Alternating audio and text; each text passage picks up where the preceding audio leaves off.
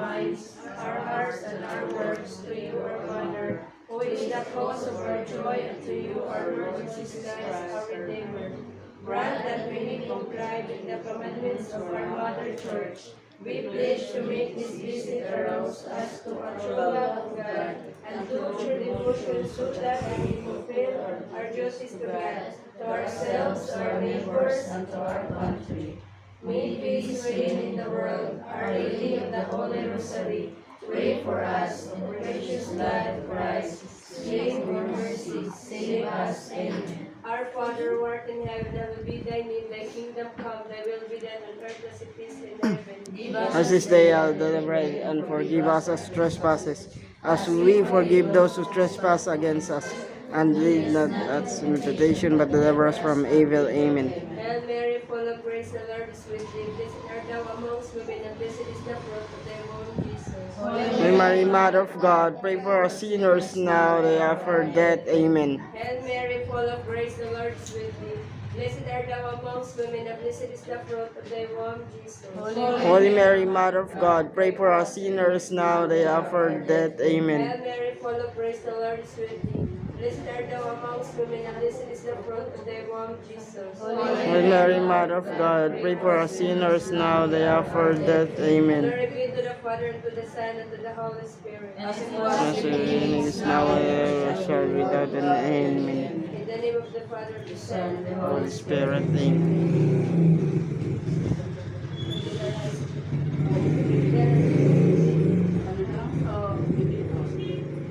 Open our eyes, Lord. Open our eyes, Lord. We want to see Jesus, to reach out and touch Him, and say that we love Him. Open our ears, Lord, and help us to listen.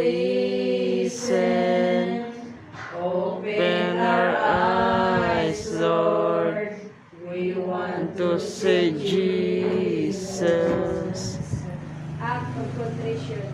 Oh my God, I am heartily sorry for having offended thee, and it is all my sins, because I dread the loss of heaven and the pains of hell, but most of all because I offended thee. My God, who art all good and deserving of all my love, I firmly resolve with the help of thy grace to confess my sins, to do penance, and to amend my life. Amen. Prayer to the Holy Spirit. Come, Holy Spirit, I need you. Come, Holy Spirit, I pray. Come with your strength and your power. Come with your own special way. Come, Holy Spirit, fill the hearts of thy faithful and enkindle in the fire of thy love. Send forth the Spirit, and they shall be created, and thou shalt renew the face of the earth. O God, who by the light of the Holy Spirit didst instruct the hearts of the faithful, grant that in the same Spirit we be truly wise, and ever rejoice in His consolation. Through Christ our Lord. Amen. Come, Holy Spirit, I need you. Come, Holy Spirit, I pray. Come with your strength and your power. Come in your own special way. Prayer before the Rosary.